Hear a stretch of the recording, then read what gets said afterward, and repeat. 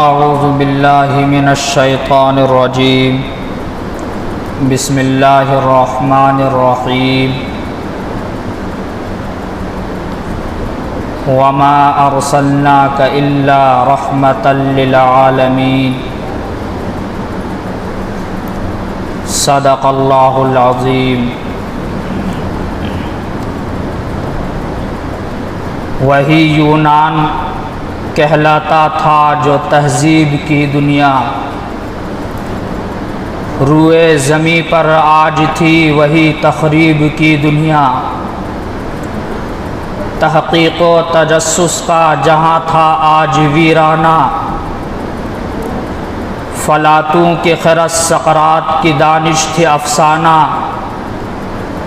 غرض دنیا میں چاروں سمت اندھیرا ہی اندھیرا تھا، نشان نور گم تھا اور ظلمت کا بسیرا تھا، کہ دنیا کے افق پر دفعتاً سیلاب نور آیا۔ جہان و کفر و باطل میں صداقت کا ظہور آیا، حقیقت کی خبر دینے بشیر آیا نذیر آیا۔ شہنشاہوں نے جس کے پاؤں چومے وہ فقیر آیا، مبارک ہو زمانے کو کہ ختم المرسلین آیا، کہ صحاب رحم بن کر رحمت للعالمین آیا۔ میرے محترم بزرگوں اور دوستو، جیسا کہ ہم سب کو یہ معلوم ہے کہ یہ ربیع الاول کا مہینہ چل رہا ہے۔ یہ وہی مہینہ ہے جس مہینے میں حضور اکرم صلی اللہ علیہ وسلم کی ولادت باسعادت ہوئی۔ حضور اکرم صلی اللہ علیہ وسلم کی پوری 63 سالہ زندگی، اور اس زندگی کا ہر گوشہ اور ہر لمحہ یہ آپ کی سیرت ہے۔ بیان کرنے والا حضور اکرم صلی اللہ علیہ وسلم کے زندگی کے جس گوشے کو اجاگر کرے اور جس لمحے پر روشنی ڈالے، گویا کہ وہ ایک اہم عبادت میں مشغول ہے جب تک وہ بیان کرے، اور سننے والا حضور اکرم صلی اللہ علیہ وسلم کی جس سیرت کو سنے، جس گوشے کو سنے دھیان سے، گویا کہ وہ بھی ایک اہم عبادت میں مشغول ہے، اور ان کے نامہ اعمال میں ایک اہم عبادت کا ثواب لکھا جائے گا۔ میں اگر چاہوں کہ حضور اکرم صلی اللہ علیہ وسلم کی ولادت کا تذکرہ کروں یا آپ کی رضاعت کا تذکرہ کروں، یا آپ کے سامنے یہ بیان کروں کہ آپ صلی اللہ علیہ وسلم کس خاندان میں پیدا ہوئے اور خاندان کے کس شاخ میں پیدا ہوئے، آپ صلی اللہ علیہ وسلم نے کن کن عورتوں کا دودھ پیا، اور آپ صلی اللہ علیہ وسلم جب پیدا ہوئے، جب اس دنیا کے اندر تشریف لائے، تو اس وقت کیا کیا معجزات ظہور میں آئے۔ یقیناً اگر میں اس کو بیان کروں گا تو ایک اہم عبادت میرے حصے میں لکھا جائے گا اور سننے والے کے حصے میں بھی لکھا جائے گا، لیکن بیان ختم ہو جائے گا۔ جمعہ بعد آپ اپنے اپنے گھروں کو جائیں گے، یہاں سے کیا پیغام لے کر جائیں گے، کیا درس لے کر جائیں گے۔ حضور اکرم صلی اللہ علیہ وسلم کی زندگی کا یہ حصہ جو بچپنا ہے، یقیناً اس کو بیان کرنا ثواب کا کام ہے، اور عبادت میں شمار ہوگا میرا بیان کرنا بھی اور آپ کا سننا بھی۔ لیکن اللہ رب العزت ہمیں اور آپ کو اور دنیا کے کسی بھی انسان کو اس کا مکلف نہیں بنایا ہے کہ آپ صلی اللہ علیہ وسلم مکہ میں پیدا ہوئے تو آپ بھی مکہ میں پیدا ہو جائیں۔ آپ صلی اللہ علیہ وسلم قبیلہ قریش میں پیدا ہوئے، اور قبیلہ قریش میں بھی جو سب سے معزز شاخ ہے بنو ہاشم، آپ صلی اللہ علیہ وسلم بنو ہاشم میں پیدا ہوئے تو آپ بھی بنو ہاشم میں پیدا ہو جائیں۔ آپ صلی اللہ علیہ وسلم نے حضرت حلیمہ سعدیہ رضی اللہ عنہا کا دودھ پیا، آج کوئی انسان چاہ کر بھی اس کا دودھ نہیں پی سکتا۔ تو پتہ یہ چلا حضور اکرم صلی اللہ علیہ وسلم کی سیرت کا یہ حصہ اور یہ گوشہ بیان کرنا تو عبادت ہے،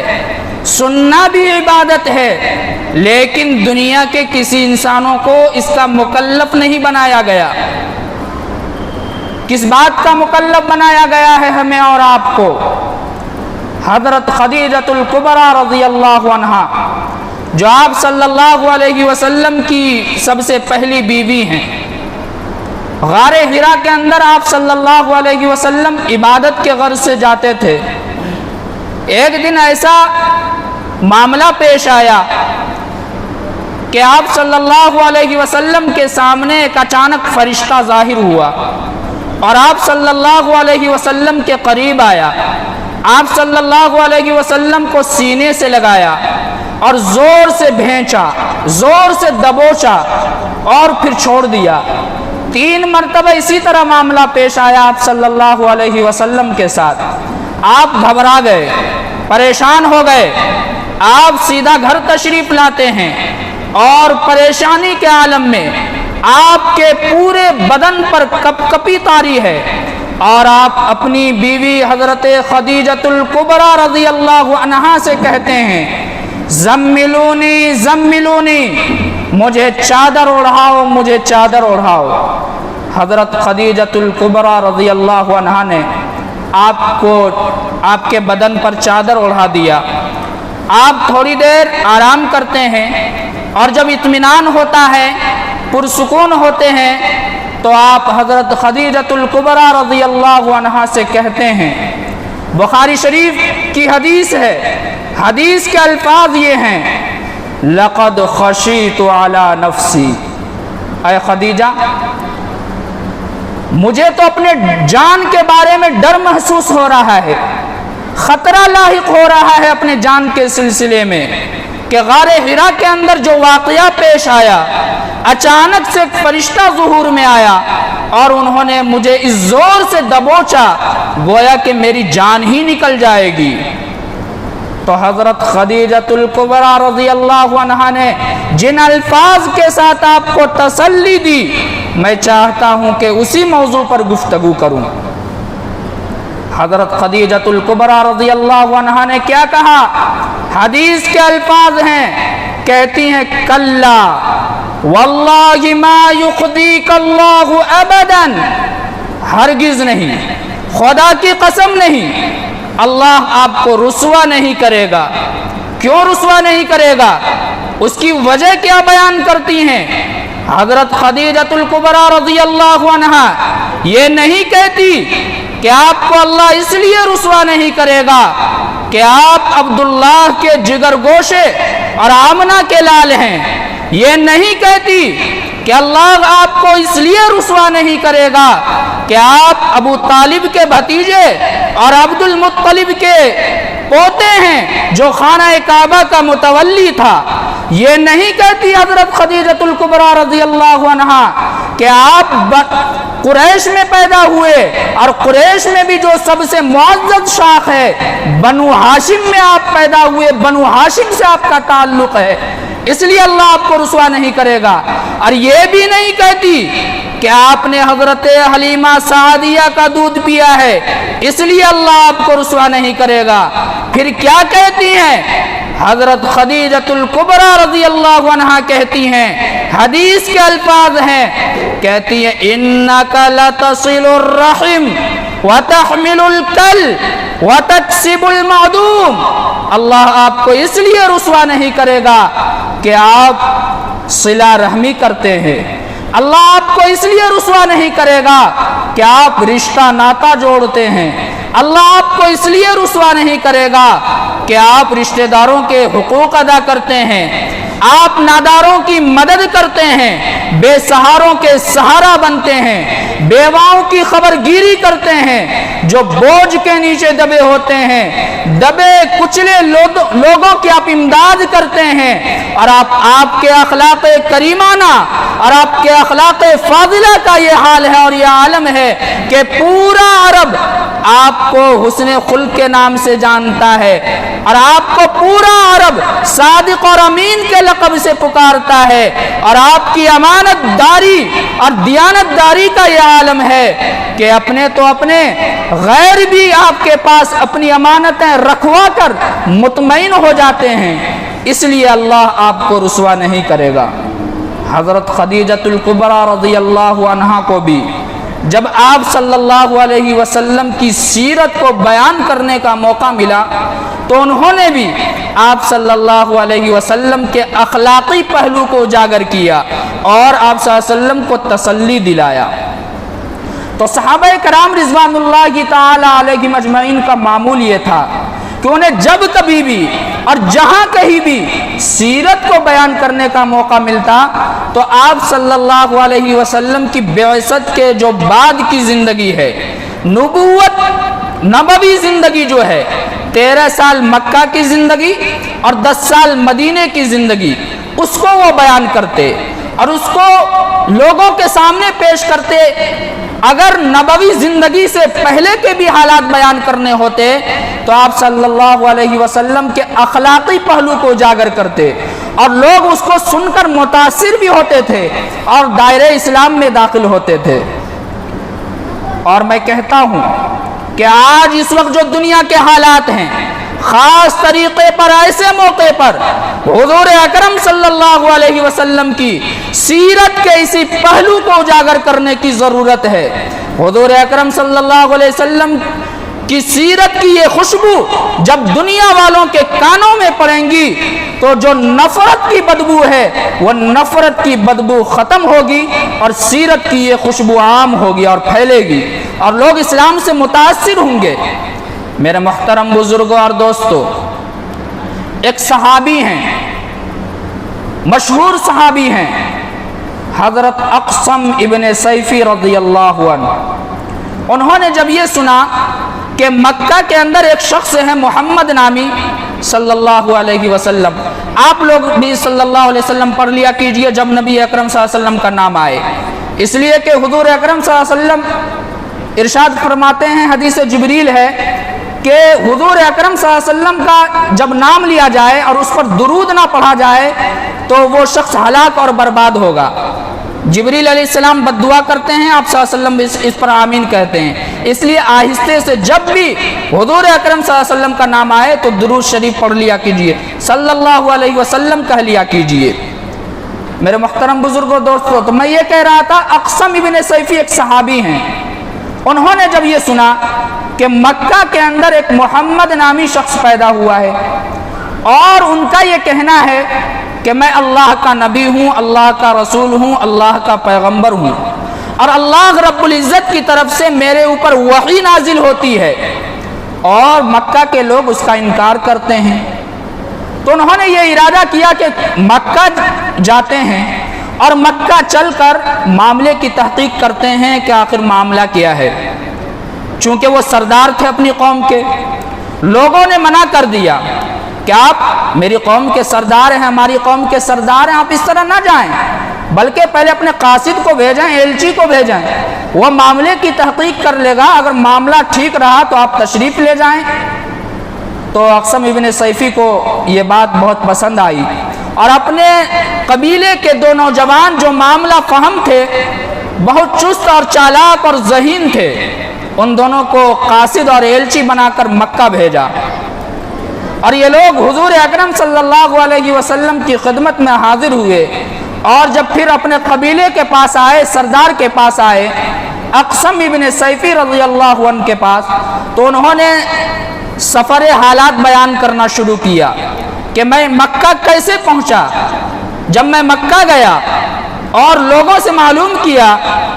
کہ میں نے سنا ہے کہ محمد نامی کوئی شخص ہے مکے کے اندر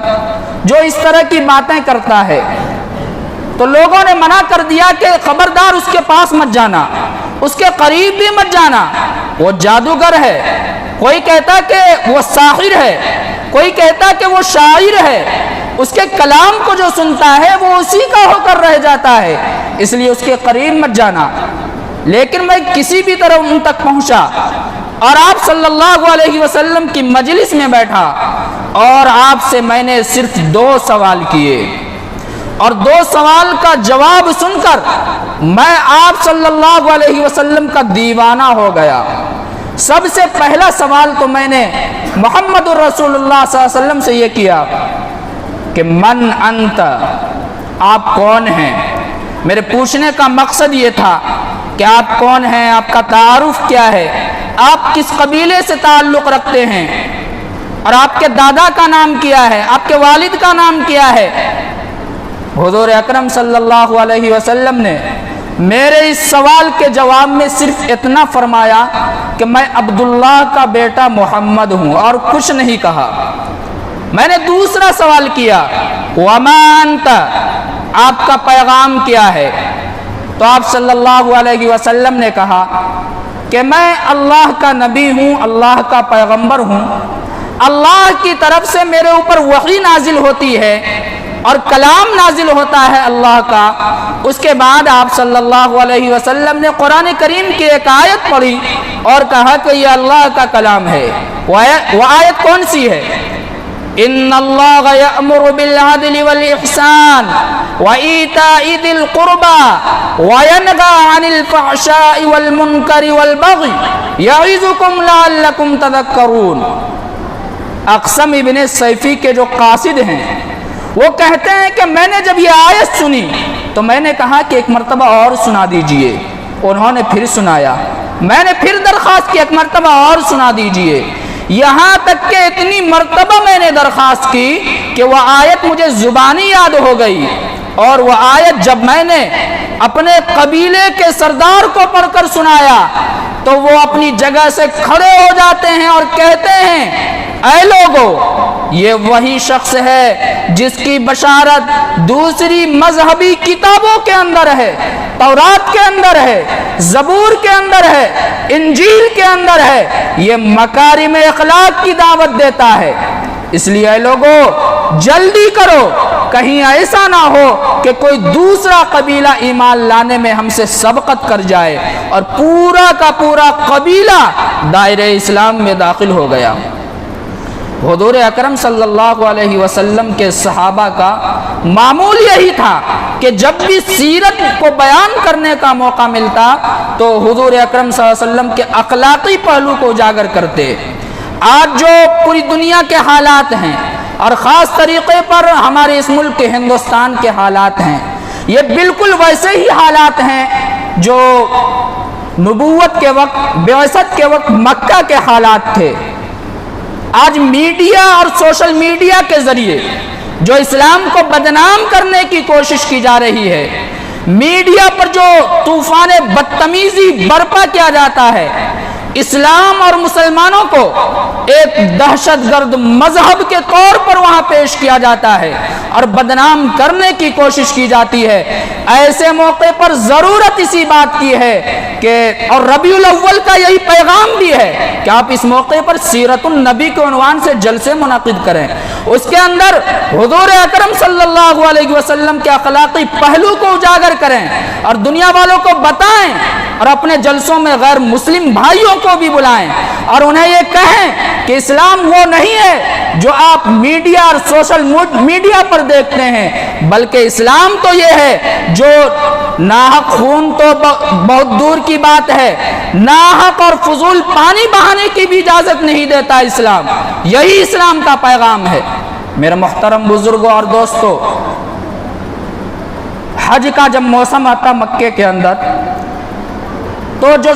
سردار تھے مکہ کے، چودھری تھے، وہ لوگ آپس میں سر جوڑ کر بیٹھ جایا کرتے تھے اور کہتے تھے کہ دیکھو حج کا موسم آ رہا ہے، اور محمد الرسول اللہ صلی اللہ علیہ وسلم اپنی عادت کے مطابق